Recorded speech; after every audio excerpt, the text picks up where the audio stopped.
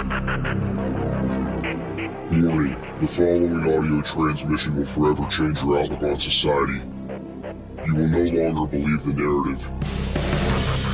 You are about to wake up and see things for what they really are. News, facts, and opinions. This is the Doom Daily Show. Ladies and gentlemen, welcome to the Doom Daily Show. I am your host, Jester Dooms. Today is August 10th, 2026. Happy Monday, everybody. The email, doomdailyshow@gmail.com. The website, www.jestersvoice.com. Everywhere on social media at Jester Dooms. I hope you're having a fantastic Monday morning. Hope that the stars are aligning for you. Hope the coffee's hot and fresh. Hope the cereal was fantastic and tasty. Speaking of cereal, I'm back in Greece. Going to be here recording for the next few weeks till I return to the States. So whatever audio troubles we have, background noise we have, etc., I apologize for in advance, and we're probably going to miss some shows because life doesn't always go accordingly here. When you're over here and you're on vacation, it's kind of like, good luck keeping a schedule. But I bring up cereal to bring this up. This is about the only place I will actually consume breakfast cereal.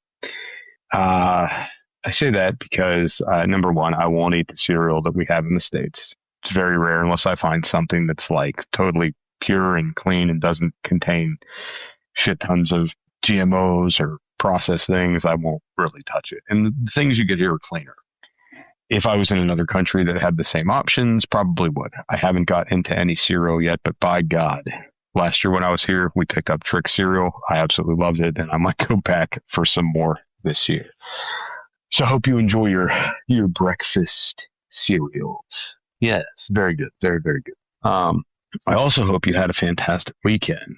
We had a pretty good weekend for the most part. I think I got a slight case of sun poisoning. I definitely think I did. Now, the year prior to last, 2 years ago when I was here, I did for sure get sun poisoning. I think I got it again, but I don't think I got it as bad. So for those of you that don't know about the sun poisoning, there's not really like a shit ton of telltale signs of this. It's just a few basic things. You may have a rash. You're going to feel lethargic. Your body's going to be physically telling you to get out of the sun. You're going to experience symptoms of dehydration. Okay. Like all of the things, all of those minute things, your body basically giving you the generalized signs that something is wrong. Sometimes this can come with a rash. It can be bad. You can get the prickly heat, as they call it here. It's a prickly heat. And then a lot of the times this is, paired with sunburn, blistering of the skin, etc. And that's like a lot of people when, they're showing pictures of their sunburn on the internet. Like, I got sun poisoning this weekend. Like, look at this wicked sunburn I got. It's like, oh yeah, you definitely got sunburn, way more than normal. And it looks like you could potentially have sun poisoning as well. So everybody thinks that this is like the end all be all. I highly recommend if you encounter the sun like this and you get the sun poisoning, you take your happy ass to the emergency room, get properly diagnosed. But here, we don't have 911. We don't have an ER or a medical center like right here readily available to go to. There are places in the area that you drive to. Don't get me wrong. We're not like in a third world country or anything, but there's no 911. There's not really a walk-in clinic. There's not a hospital very, very, very close by like in a normal town. So, alternative methods of treatment. What I did 2 years ago, which was get my happy ass out of the fucking sun for a couple of days. Your body needs time to recuperate before re-entering the hot ass sun. Second thing is hydrate, hydrate, hydrate, hydrate. And then the third thing I did to help reduce the hives was diphenhydramine, Benadryl. Okay. And then the fourth thing is topical solutions to combat the itch, to combat the burn, to help heal the skin. Aloe vera can help. Actual aloe vera, not the shit gels they sell. Cortisone creams. If you can get your hands on silver solution. Things like this. Beneficial, will help speed up recovery time. But I noticed yesterday morning when I woke up, I felt fine, but then I felt like on my back, I felt the tightness and the burn. And I'm asking my wife, like, do I have bumps and stuff on my back? She's like, no, like, you look fine. I was like, I don't feel fine. I said, I don't want to go to the beach today. I think I've got some sun poisoning, something going on. Like I'm feeling it, like something's fucking wrong. Now, when I talk about the idea of like becoming very lethargic with this, like you get lethargic, but you also get very, very weak. Like my arms had no strength. Like I'm trying to drive the car yesterday and like I can't turn the damn wheel. Like I'm just wanting to pull over and take a nap. And I slept the night before. And I'm like, okay, full on got some sun poisoning setting in. Need to stay out of the sun today. Like that's all it is. Stayed out of the sun, put some good calories in. Not shit calories, but good calories, proteins, vegetables, things like that. Avoided a lot of the processed foods and high sugar things and hydrated all damn day. Later in the evening was fine again. But took being out of the sun for the whole entire day. Now, today, just so I don't have this get worse or happen again, we've actually decided to take a break from the beach and actually go drive into the city and do some shopping. And the goal is to avoid the sun, be in the city, not hang out in the sun at the beach all day. But we do have plans later after shopping to go to a really cool I guess most waterfalls are freshwater, but a waterfall that has a freshwater pool to swim in, which would also be a nice break from the saltwater. So that is the plan for today. We'll be right back after these messages. Can't get enough of Jester Dooms? Check out his other show, It's Doomsday Podcast, available on all podcast platforms. That's It's Doomsday Podcast. Back to the show. Ladies and gentlemen, welcome back to the Doom Daily Show. I am your host, Jester Dooms. The email, doomdailyshow@gmail.com. Everywhere on social media at Jester Dooms. The website, www.jestersvoice.com. All right, we're giving you guys a throwback today. You're going to love this. On the Epic Times by Alex Wu. China's COVID-19 positivity rate exceeds 20%. Hospitals overcrowded with patients. I want to tell you guys something. I've been waiting for them to bring back COVID. And it is very, like, COVID almost feels nostalgic at this point. I know that sounds weird, but that's almost how it feels. But I've been, like, waiting because they got such a good reaction out of this and they gained so much control of the population over this. I'm like, man, they're going to try something again. And they know COVID worked. So let me just tear into this article for you guys. China's COVID-19 positivity rate has exceeded 20% for the first time this year, which experts say will likely lead to a high epidemic level. Meanwhile, Chinese doctors and residents post on social media and told the Epic Times that the hospitals have been packed with patients, creating a shortage of medicine for COVID-19. The test positivity rate for COVID-19 continued to rise during week 30, July 20 to 26 of 2026, according to the latest national sentinel surveillance data for accurate respiratory infectious disease released by the Chinese Center for Disease Control and Prevention, the CDC, on July 30th. The rate reached 20.3% in respiratory samples from patients with influenza-like illness at sentinel hospitals nationwide, 4 percentage points higher than the previous week. The figure doubled in 3 weeks from 9.6% in week 27. A July 27 report by state media outlet Farmers Daily cited Chinese medical experts warning that when the COVID-19 positivity rate exceeds 20%, it's entirely possible for the epidemic to reach high prevalence level. Currently, the epidemic level is classified as medium prevalence level, which was raised in week 29 from a low level by the Chinese CDC. The report also warned that the nationwide travel peak in August may exacerbate the COVID-19 epidemic. The Omicron NB1.81 variant lineage of the SARS-CoV-2 virus that caused COVID-19 remains the predominant circulating strain, according to the Chinese CDC. The gap in COVID-19 infection rates between the South and the North countries between the South and North continues to widen, according to the latest data.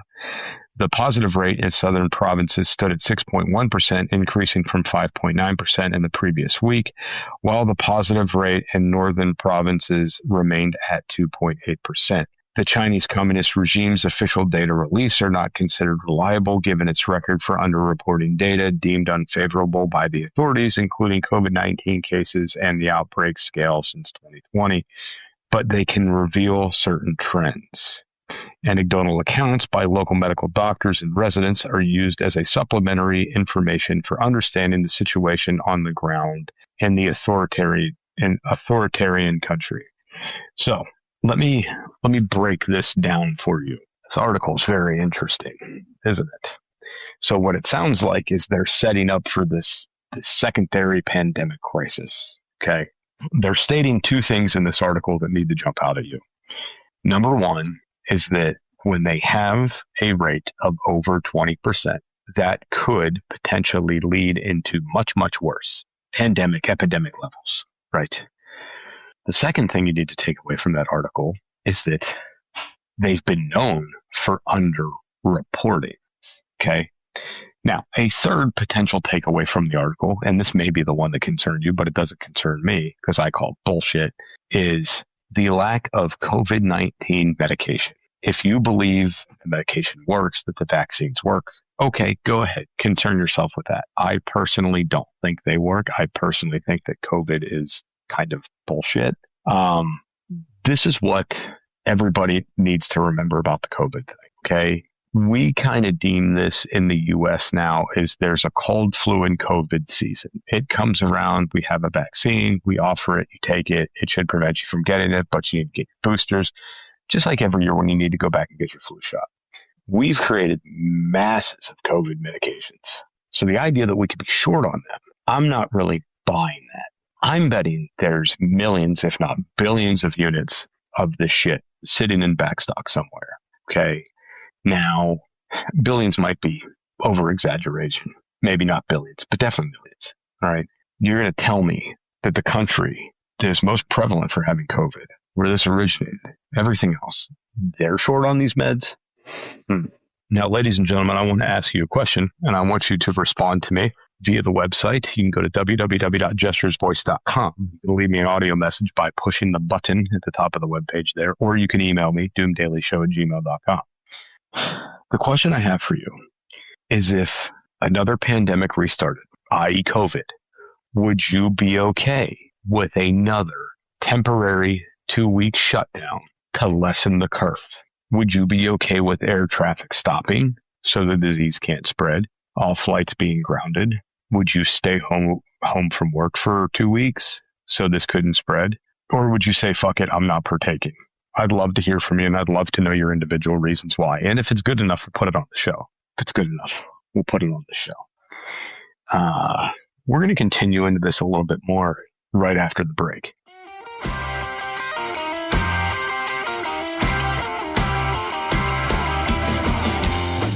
Hey, Producer Scooter here. First off, thank you for downloading and participating in the wide world of Jester Doom. Please be sure to check out JestersVoice.com website. Everything you want to know is located on JestersVoice.com. If you're looking for salacious details, it's on JestersVoice.com. Don't forget to share the show with your friends and even with all your enemies. And now, back to the musings of Jester Doom.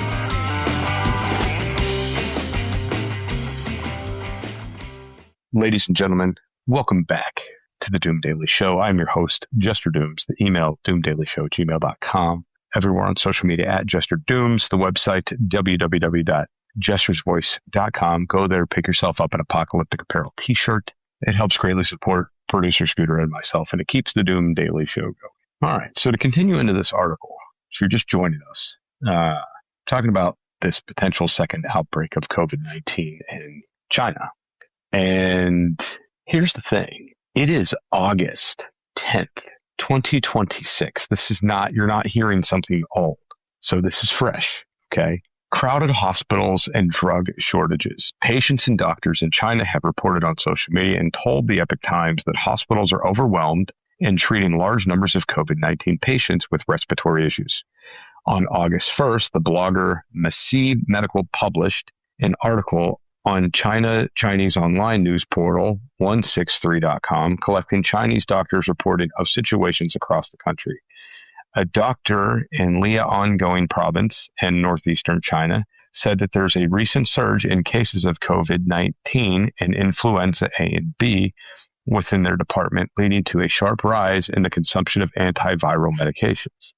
A doctor in Hunan province in central China posted a message on July 31st stating that COVID-19 is making a comeback and that the hospital's pharmacy has completely run out of medication. A doctor from Shandong province in eastern China posted on Chinese social media platform Weibo on July 31st, the hospital emergency room is packed. There's no room left on the floor for patients to lie down. Many of the patients are in serious conditions. The doctor posted the question whether the situation is due to a surge in COVID-19 or other respiratory diseases.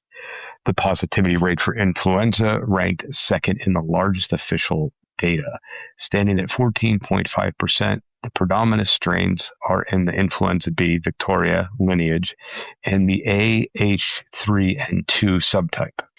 The situation is most likely caused by co-infection of SARS-CoV-2 and influenza viruses, which is leading to a more serious outbreak, Dr. Jonathan Liu in Canada told the Epoch Times on August 3rd. Taiwan has also had an increase of COVID-19 infections.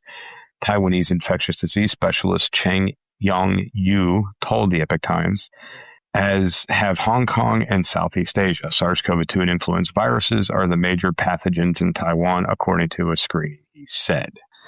So, they are definitely making it seem like it's breaking bad again. Hang Yuji, a COVID-19 patient in Xinjiang province who used to be a pseudo-in out of fear of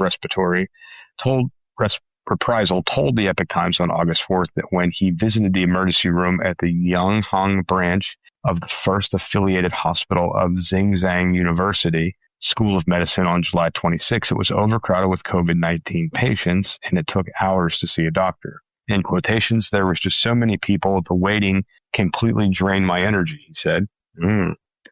He said the doctors advised him there are many people testing positive for COVID-19 lately, so it's best to limit going out. If you were to contract a co-infection with influenza A or B, the consequences could be severe.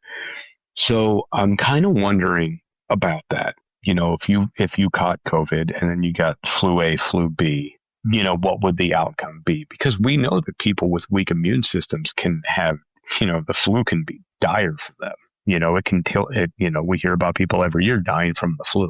So if your body's fighting the flu, high fever, everything else, and then boom, you get COVID on top of it, you know, what happens to you then? Which I'm sure there's plenty of cases that happen every year and people are fine, but there's probably plenty of cases that happen every year and people are not fine. Feng, a medical doctor working in China's disease control and prevention sector who gave only his last name out of fear of reprisal, confirmed on August 3rd to the Epoch Times that hospitals across China have seen a surge of COVID-19 patients who packed emergency rooms. He warned that repeated infection of COVID-19, even with the less deadly Omicron variants, could lead to severe symptoms and death. Feng previously said that the Chinese population has had multiple cumulative infections of COVID-19 and that they've reached a critical tipping point.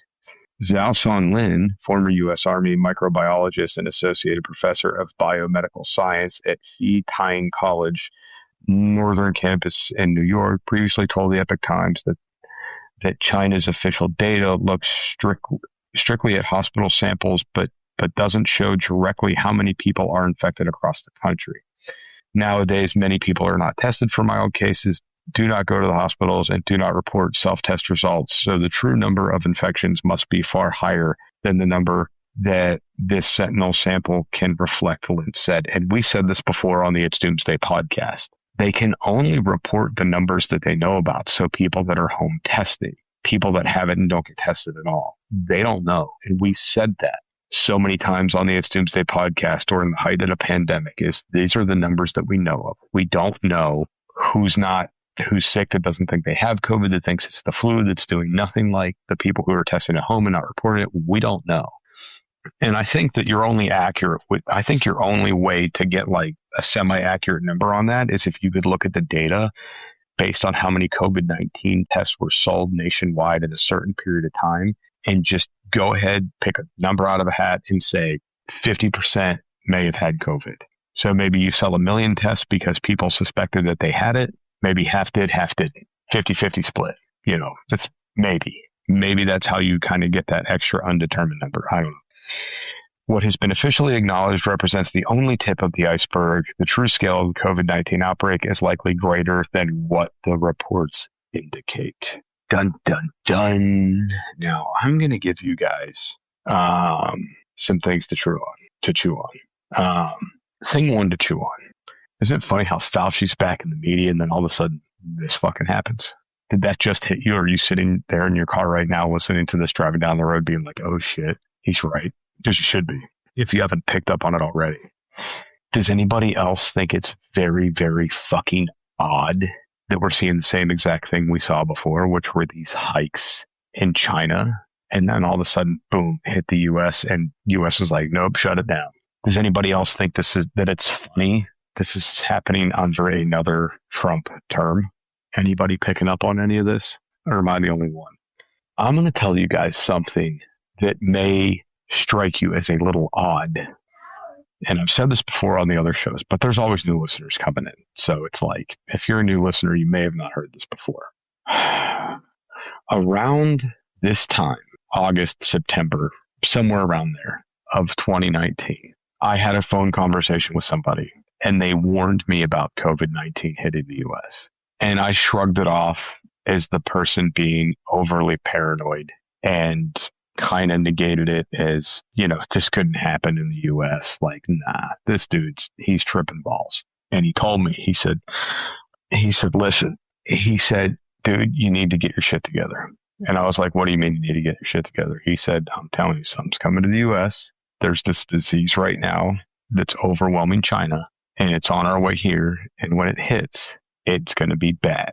And I just kind of shrugged it off. I'm like, yeah, man, sure. Whatever, like, how bad do you think it's going to be? He's like, oh, it's going to be bad.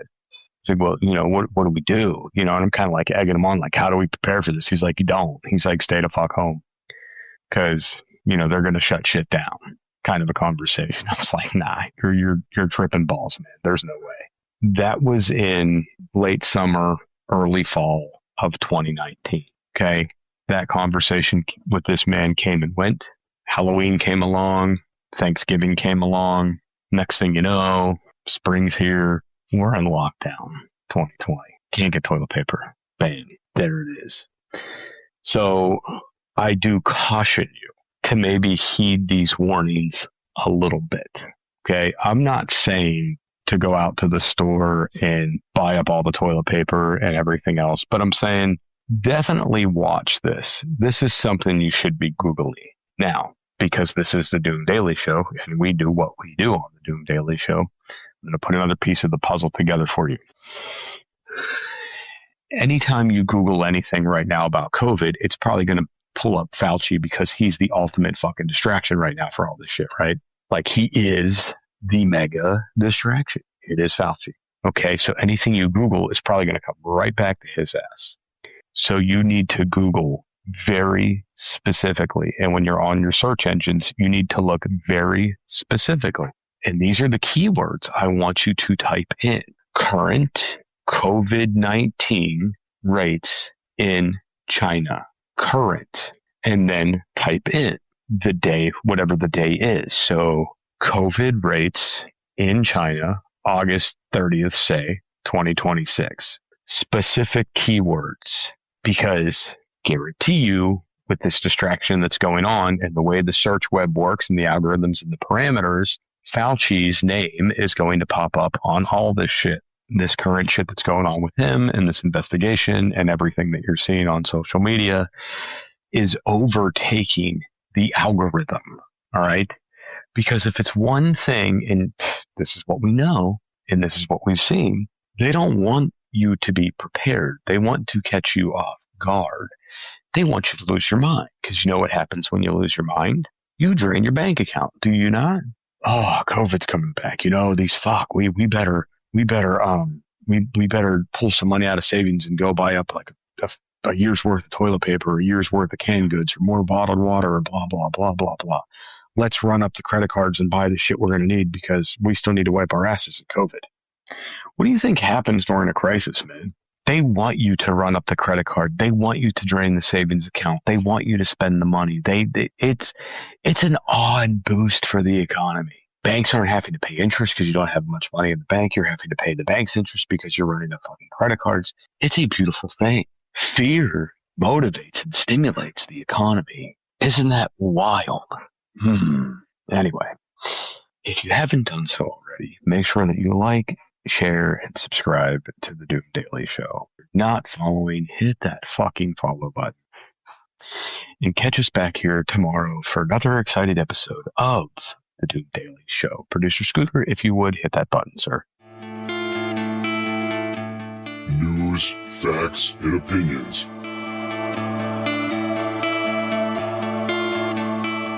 This is the Doom Daily Show.